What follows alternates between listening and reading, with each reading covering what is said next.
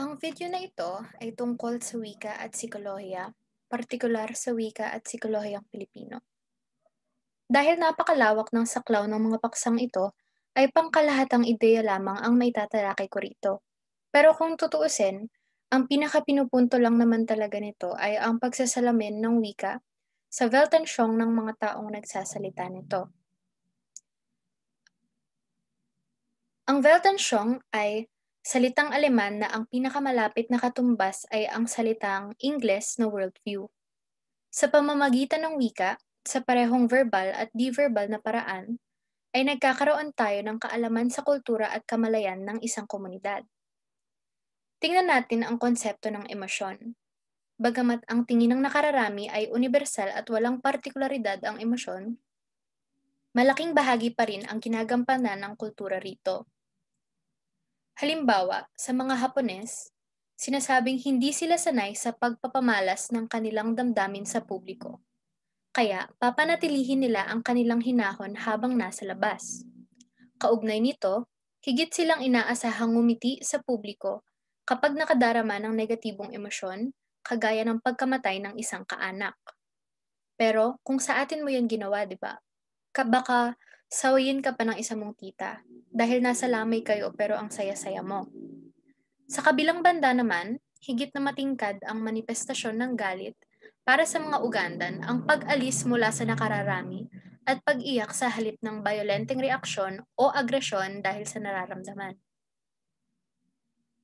Sa kaso ng mga Pilipino, itinala ni Magay ang panimulang kodipikasyon ng mga di-verbal na pagpapahiwatig ng mga Pilipino, kung saan binibigyang definisyon ang mga galaw natin sa katawan, pati ang kultural na pagpapakahulugan sa anyo ng bahagi ng katawan.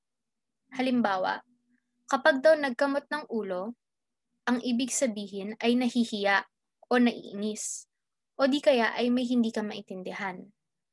Kapag daw kumukuyakoy ang hita o binti kapag nakaupo, ay ninanerbiyos o masigla. Kapag malayo ang tingin, nag-iisip o may dinaramdam na kalungkutan o pagkabalisa. Narito ang iba pang mga halimbawa. Pwedeng itigil saglit ang video para basahin ito, pero ibinanggit ko naman sa description ng video ang lahat ng sanggunian na ginamit.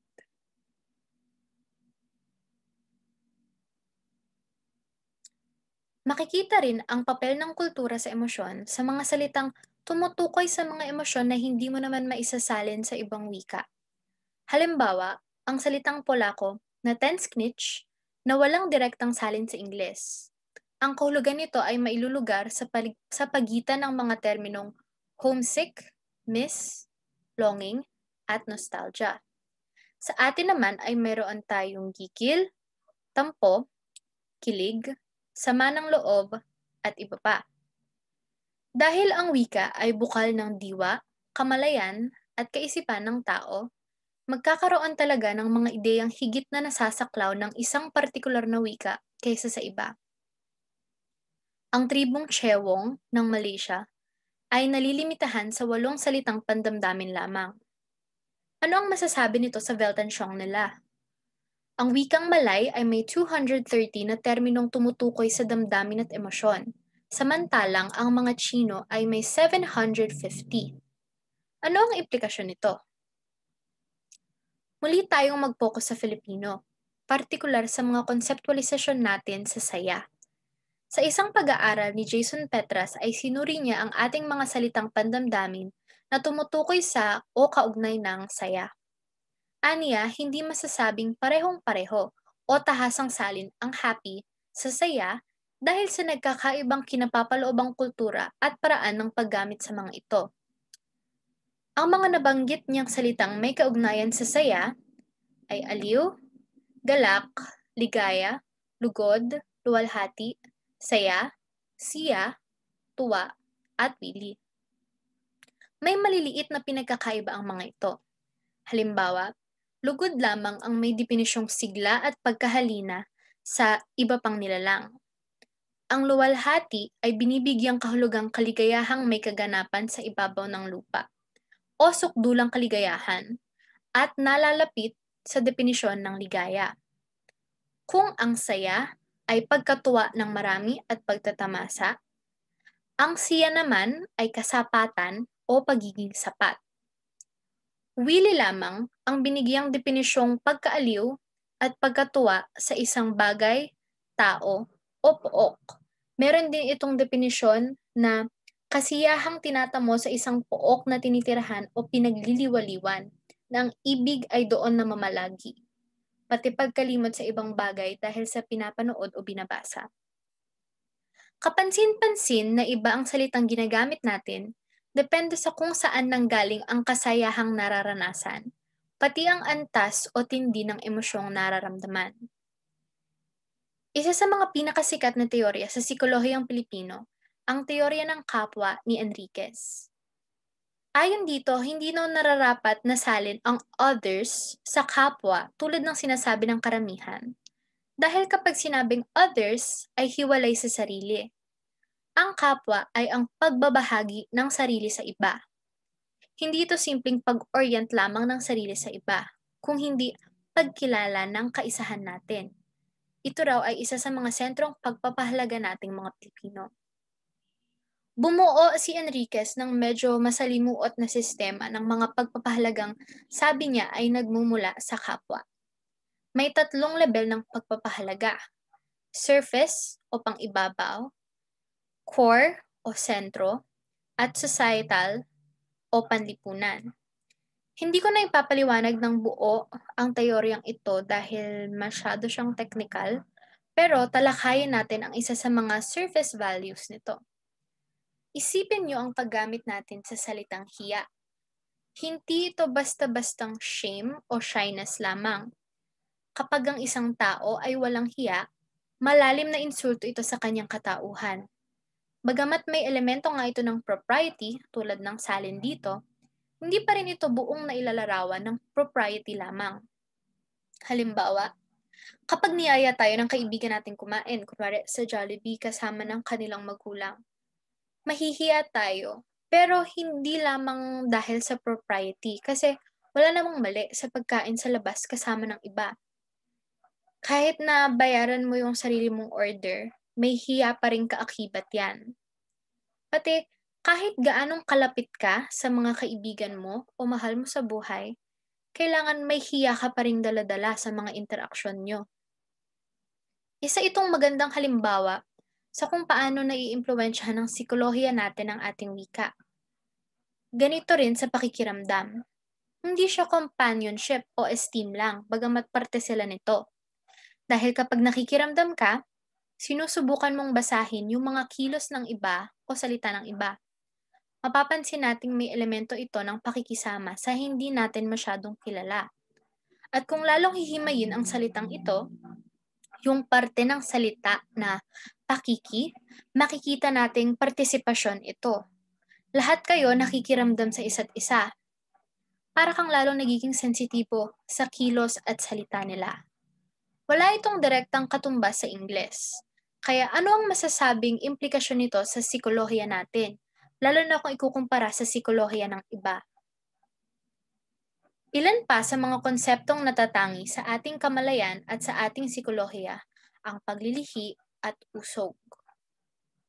Bukod pa sa mga ito, sa psikolohiyang Pilipino, ang mga itinutukoy ni Enriquez na mga paksa ng ating psikolohiya ay ang kamalayan, ulirat, isip, diwa, kalooban, at kaluluwa.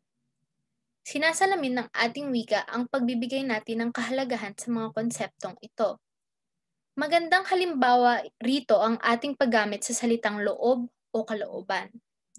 Ang loob ay tumutukoy sa dimensyon ng identidad natin na panloob, sa kaibahan ng kanyang kabaliktaran na labas, na tumutukoy sa ating pisikal at panlabas na itsura. Malawak ang saklaw ng kalooban. Tumutukoy sa parehong katauhan at pagkatao, ginagamit natin ang loob para maglarawan ng ugali, isip, bait, malay at iba pa. Makikita ito sa napakarami nating salitang gumagamit ng loob. May mga taong bukas loob. May mga malalakas at mahihina ang loob. Ang tawag natin sa ating bahay at bakuran ay looban. At kapag ninakawan tayo, tayo ay nilooban. Sa pagbabalik loob, ang implikasyon ay pwedeng umalis o bumalik ang kalooban natin. Kung minsan din ay magaan o mabigat ang ating loob. Maaari rin nating sabihin ng isang tao ay malakas o mahina ang loob. Ang isa sa mga paborito kong paggamit ng loob sa ating wika at sikolohiya ay ang salitang kagandahang loob. Nasabi ni Enriquez ay ang pinakamalapit daw na salin dito ay shared humanity. Makikita ang tema ng labas at loob o external at internal sa ating sikolohiya sa konsepto natin ng puri at dangal. Sa Ingles, honor. Ang puri ay pisikal at panlabas. Nakukuha natin ito sa mga papuri o compliment sa atin ng iba o kaya ay sa mga napapanalunan natin. Maaari rin itong tumukoy sa pagiging birhen ng isang babae. Ayon kay Salazar, na sa ating kultura ay mas tradisyonal na asahan sa mga babaeng hindi pa kasal. Ang dangal naman ay panloob. Ito ay tumutukoy sa alam mong tunay mong halaga at katauhan. Maaari itong kilalanin sa isang award o parangal, pero kahit walang mga panlabas na insentibong ibigay sa iyo, ay alam mo sa sarili mo na mayroon ka nito. Sabi ni Salazar, ang mahirap na tao na matapat at may dignidad ang trabaho ay maraming dangal. Ang babae naman daw na ginahasa ay hindi nawalan ng dangal kahit nawalan siya ng puri.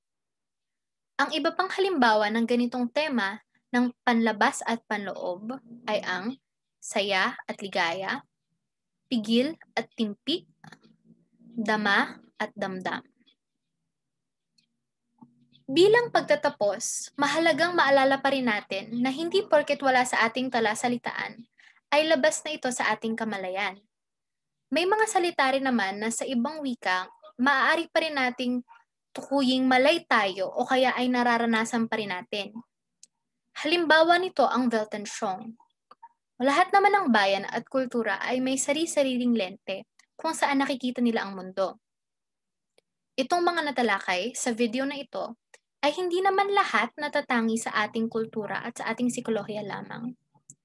Pero mahalagang aspeto pa rin sila sa pag-aaral ng katauhan ng Pilipino at ng sikolohiyang Pilipino.